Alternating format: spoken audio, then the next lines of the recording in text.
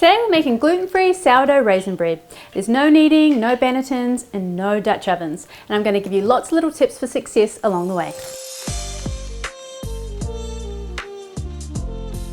Go ahead and weigh out 50 grams of cold butter, melt it and set aside to cool. As always, we start with preparing our starter. Last night I pulled my brown rice starter out of the fridge, fed it, left it out on the bench overnight, and ready for today's loaf. You may need to feed your starter several times before it doubles. We want to use our starter when it's on the rise, not when it's reached its peak. New starters are best avoided in bread recipes as they're not strong enough to rise a loaf. Weigh out 150 grams of starter. We're using half milk and half water. You could use all milk for a richer loaf, or all water would work too. I like the combination of the both. We're using 2 whole eggs, egg yolks for the richness and flavour, and later the whites to add much needed volume and lift. I like to use individual flours. This gives much greater control over the texture and quality of your baking. Millet is a great bread flour. You could also substitute for sorghum or buckwheat here too. I've recently been using finer white rice flour. The texture is just so much smoother, adding a much more pleasant mouthfeel to everything I bake. Tapioca starch adds a little chewiness. Potato starch goes wonderful in bread, adding much needed softness to the loaf. Add psyllium. We're only using 15 grams as we have the 2 eggs that are also helping bind our loaf. There's no substitute for psyllium. Coarsely ground works better than finely ground as this clumps sometimes. Any unrefined salt will work in this recipe. Today I'm using fine Himalayan pink salt. It's important that the butter is only lukewarm. If it's too hot, it could kill our starter. Let's go in with some cinnamon. If you love it, add 2 teaspoons. I'm just doing 1. Just a half teaspoon of ginger powder for a little spice and depth of flavour. Ginger actually helps increase fermentation. I'm using coconut sugar as my sweetener of choice. Sugar plays an important role here. It adds flavour, helps accelerate the fermentation and aids in moisture retention, resulting in a more tender crumb. Start slow on your mixer. Mix a few beats until the batter comes together. Mix on medium for 1 minute until incorporated. It's meant to look loose, so don't panic. Set the timer and let it sit for 5 minutes so the dough can absorb the liquid and thicken. This is an important step not to be skipped. Now is a great time to refeed your starter and put it back in the fridge.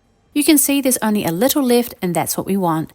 So this feeding gives it enough to eat when it's in the fridge and even some when it comes out. I'm also feeding it just enough so that when I pull it out next time I only have to feed it once and I'll have enough for my next recipe, which is usually about 150 grams. This way there's no waste. Now let's go ahead and add our egg whites, 1 at a time until mixed in. Mix on high for about a minute. We're increasing the dough's volume with this step, which is very important for the overall texture of the loaf. Lastly, add your raisins, and if you want, some cranberries too. I add them last because some of the raisins tend to get broken up if added earlier. And don't forget, these little sweeties will also release sugars while it's fermenting, aiding in the overall rise of the loaf.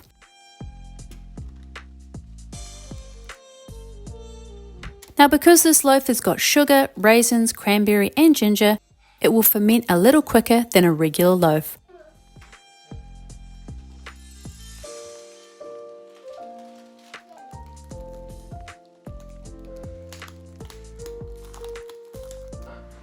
I only want to leave this out for 2 to 3 hours at room temperature before refrigerating. This way I can control the rate of fermentation. Refrigerate for 6 hours or overnight. Pull it out of the fridge and let it come to room temperature. This will take about an hour. Now is a great time to score it as it's still firm and cold and easy to do.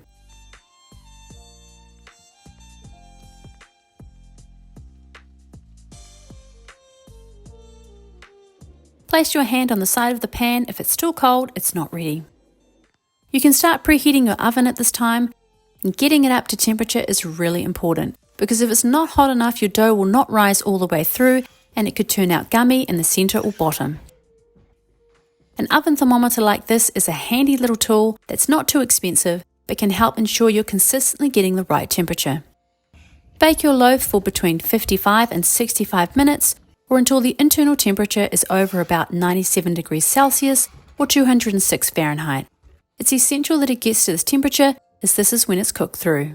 Now you have to wait for at least 4 hours before you can cut into it, because unfortunately if you cut it early, the crumb will go gummy. Trust me, it's not worth it.